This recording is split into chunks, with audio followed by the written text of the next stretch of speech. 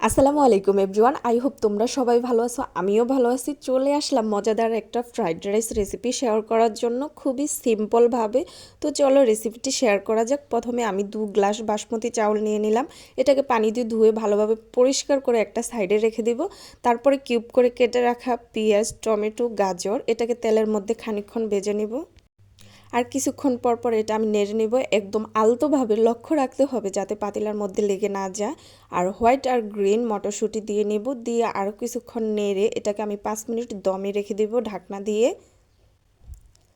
আর আমার ধুয়ে রাখা আতপ চাউলটা, সরি বাসমতি চাউলটা এখন ফ্রাইড রাইসের মধ্যে দিয়ে দিব। দিয়ে দিলাম 1 টেবিল চামচ লবণ আর 1 চা চামচ চাট মশলা। এটাকে ভালোভাবে চাউল আর মটরশুঁটি সকল উপকরণ একসাথে ভালোভাবে মিশিয়ে নেব।